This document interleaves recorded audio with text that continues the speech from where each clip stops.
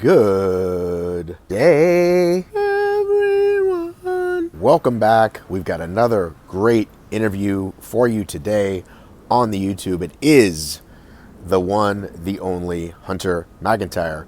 We hopped on the line to talk about a whole host of things. And before I get to that, I want to remind you, now is a good time to go ahead and like and subscribe. You know, I watch these videos myself a lot on the old YouTube, and I'm like, why do they constantly say it? These people with the gazillions followers. Because it works. Because it's tough to remember. Because we need many messages before we do something. So here's me asking you, pretty please, with sugar on top, like this video and also subscribe.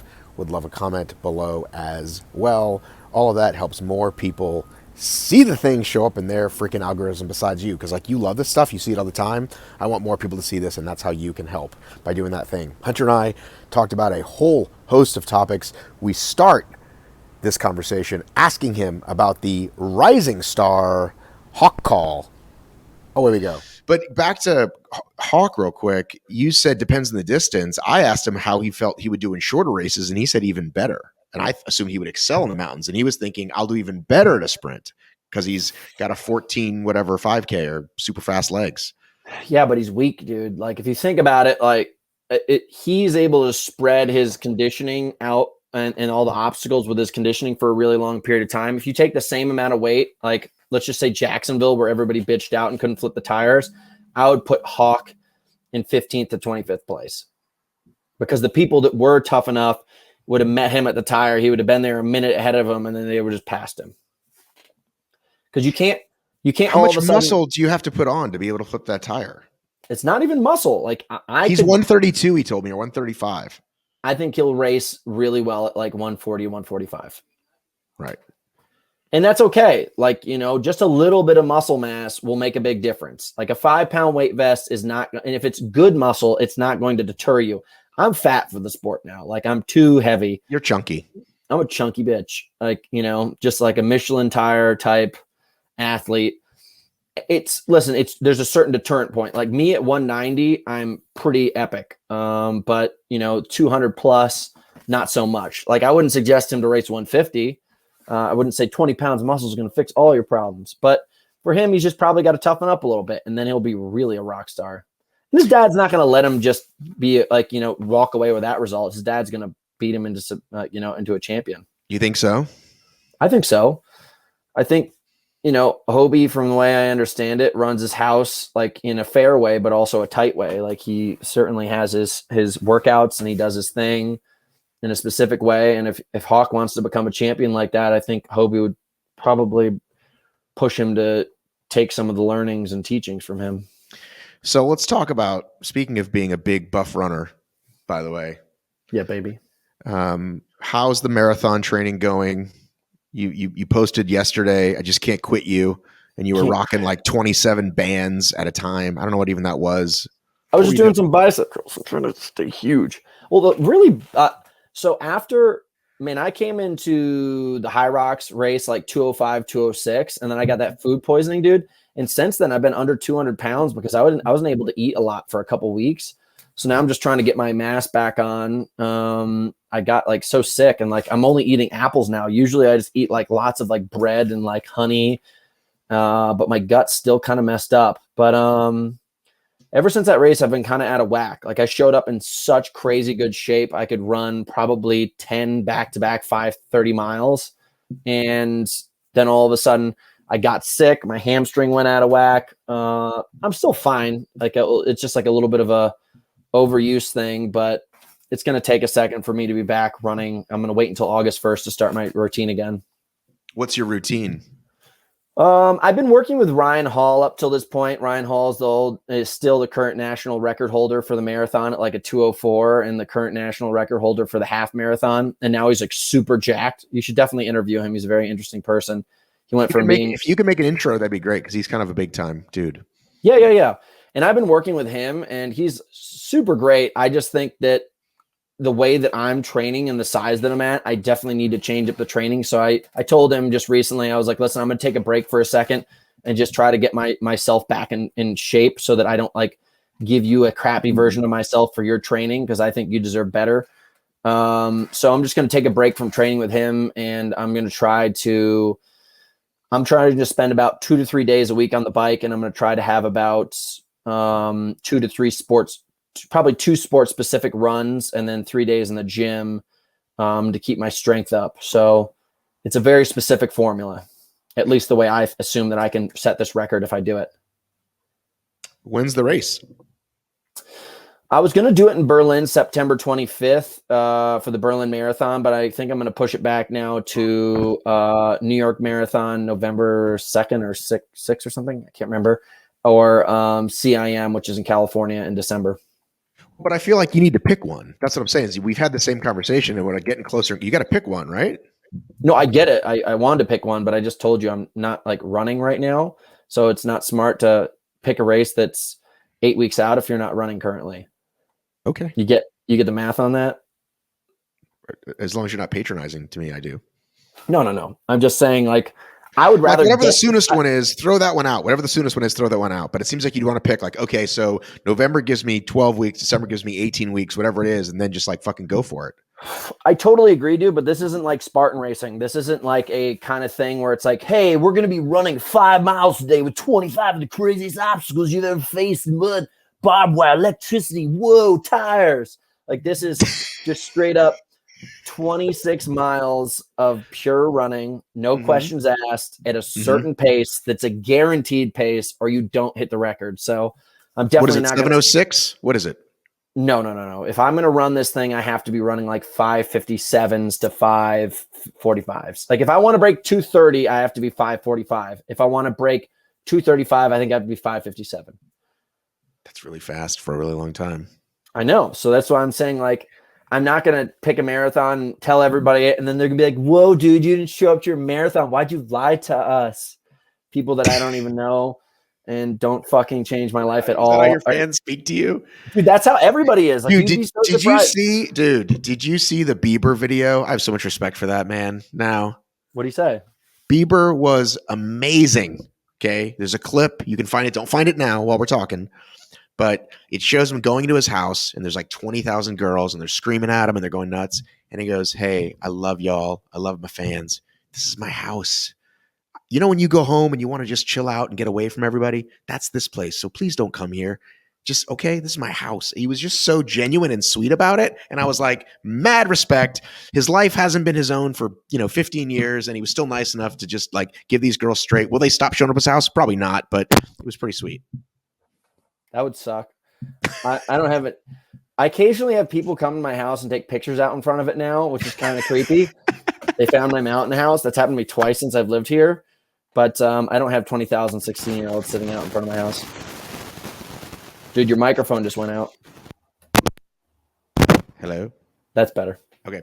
So I think you have to learn the lesson. I don't name drop. I have one like really famous friend, Mark Marin, and people used to show up to his house all the time. So when he bought his new house, he bought it in the name of a trust, and so people can't Google it or find it. And that's how you go around that. So you must have bought your property in your name, and so they figure it out.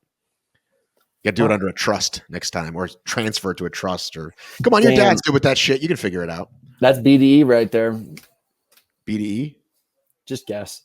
Hang on. Big dick. Oh, big dick energy. I thought you said BTE. No, BDE. Good for you. BDE, yeah, man. That's when you know you're such a boss. Like, yo, man, I'm so famous that I had to freaking disguise where I live. Right. So let's talk about what is the rest of the year for you, other than CIM and or New York. What else is happening for you between July and December 2021? I think the only thing that's really exciting me right now is the marathon, and I got wind. I don't know if this is true at all, that Spartan Games is coming on again, and I plan on just taking Ryan Atkins' bones and snapping them like when you were a kid and you grab those little twigs in the backyard and you're like, pah! You're like, oh, I'm so strong. It's exactly what I'm going to do this year. Not that I have anything against Ryan. I just consider him to be my true competition. So I start building that mindset. A Titan against a Titan. Absolutely. Who's the best? I think that's why people are there to watch. At least that's why I'm going. According to an email sent out to the pro team, or the lack thereof pro team, it said Spartan Games is coming. Yeah. Listen, that's what I'm like. I just started like changing up the training a little bit, the way I'm hitting the gym. So I started changing things. I've started to watch the videos of the Spartan games again. I'm like, where did I fall apart? And like, what are the stimulus that they're going to attack us with? Like, what are the things that they've done? What are the things that they could do? You know, Spartan Race is cheesy. Like, they try to sell their stuff so hard. So like, you know, it's going to be like 7 decafits, and like it's going to be like some new Spartan thing that they're going to try to like promote. They're going to make us like lift bales of Spartan tea and like carry it up the mountain and stuff. So like, I'm just looking at all their new branding and seeing how they're going to try to bring it in.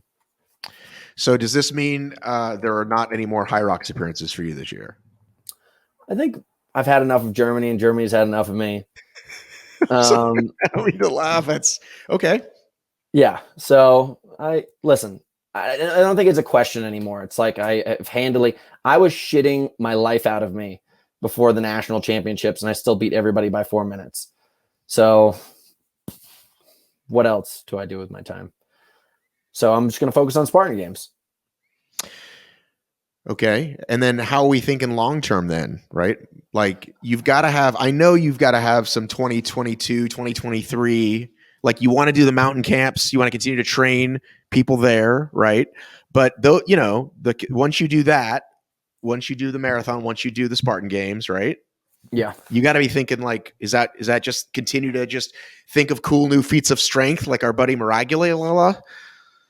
You know, this last year I had a big shift of like who I am as a person and what I do as a person because of like being a professional athlete. Like I think it was a huge slap in the face that like everybody needed to wake up when Spartan Race wrote the email, was like, hey guys, there's no more pro team.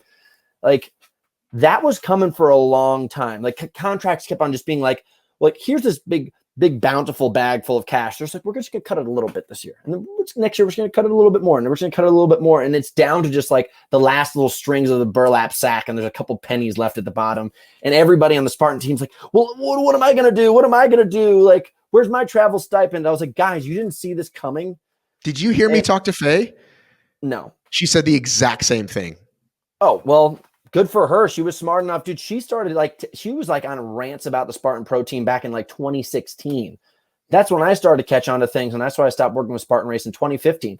I just like, here's a disclaimer. I don't blame them at all. Like having a bunch of hungry children that want to show up to races and win money. That's a fucking hard game to play as a company. It is hard. You know what they should have done a long time ago? Just beef up the cash purse prize.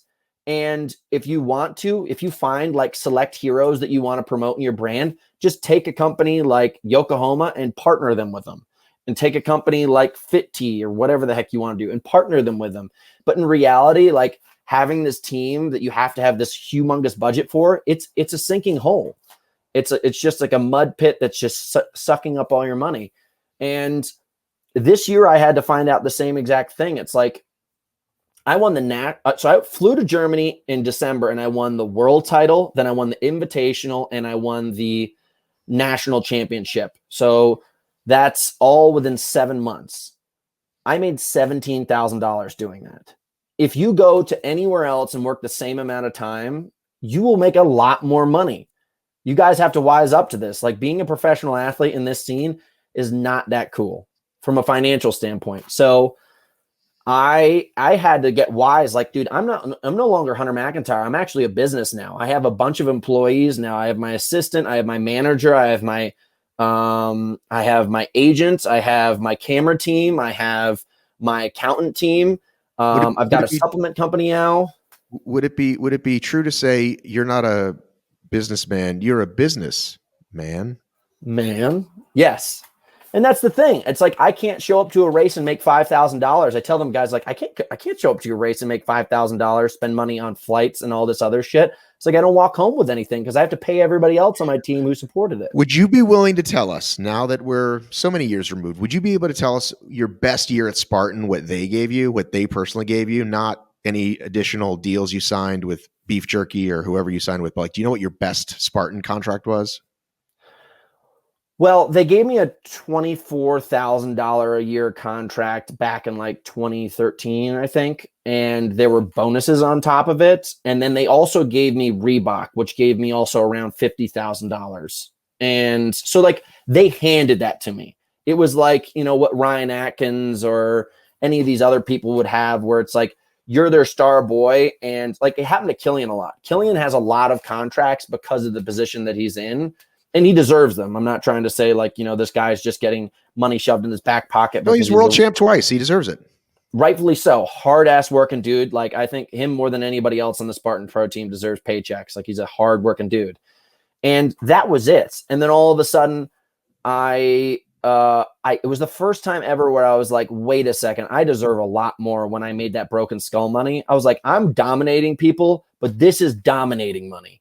I was like, wait a second. I won the Spartan Race short course. This is what really set me off when I realized I couldn't trust Spartan Race anymore. In 2014, they told us, and I have to find the emails, that winning the combination of the short distance and the long distance was going to create the overall world champion. But then they changed their mind 3 days before because Hobie convinced them to. I thought. Exactly. And I was like, fuck this company. And no offense to anybody in the company, but I was like, wait a second. I was like, they'll just change anything however they want. They'll shuffle the deck however they want. And I was just like, I got to get the heck out of here. And then I've got something like, you know, shortly there afterwards, I got a television show, Boundless, traveling the world. And I had this. And I was like, these are people that are all of a sudden validating me for a hardworking person in a place that like, I was getting situated in a good place. And then I was in a place that wasn't that great. And it was starting to be the shift of the company where I think they got capital for Raptor Capital, as the company was the original investing body into Spartan Race. Raptor was the first one. Those were like Joe's friends. Rakuten was the big 2017 deal, 18. I'd have to go look. But so these companies were coming in and things were changing like very, very fast. And I was like, this is unsettling ground. This is unsettling ground. This is unsecure future. And that's when I kind of started to lose my flavor with them. And then I came back in 2016 and I ran for the love of competition, which is something that I think everybody should. Like there should be financial backing, and then there should be like the love for the competition. If you're only running for $1, that shit's going to be troublesome. You know what I mean? So it's just been it's been an up and down thing. And I think everybody's starting to have this kind of like come to Jesus moment where they're like, whoa. I've been doing this for, 8 years, 10 years. And now all of a sudden, like it's starting to fall out from underneath me. So I had to have that conversation with myself sitting in a room in Boulder, Colorado last year, living on a beanbag chair. And I was just on my computer. I was like, how am I going to pay my bills? Because everybody that I consider to be business partners and supporters of me just dropped me like I was nothing. So that's why I think like when you're like, what's up for you next? I think first of all, I have to think of myself as a business, and I have to secure a lot of security for myself. And then I think if I have the opportunity, dude, I would love nothing more than competing. It's what makes my heart pump. But at the same time, like, training your ass off to make $3,000 when it's the only job that you have and the races only happen every 3 months like they do now, shit ain't smart. Well, you did have an awful lot of sponsors, and you and I are friends personally, right? Outside of this funsy stuff. Yeah. And you and I are similar in that we do not suffer fools. We've worked for ourselves a while. So we've got some good boundaries. And that's what Faye basically was like, I have really good boundaries around this shit. I said no to the contract, and other people say whatever. I'm trying to think of the nicest way to say it, but I'm just going to say it. Do you think you can be difficult to work with? Of course I can be. I mean, so Spartan Race the other day just offered me, I'll be completely honest, because like I don't really care to protect anybody in this conversation because it empowers people rather than protects myself. This is complete honesty. Spartan Race reached out to me and offered me a position with their new nutrition company, which is like, supplements.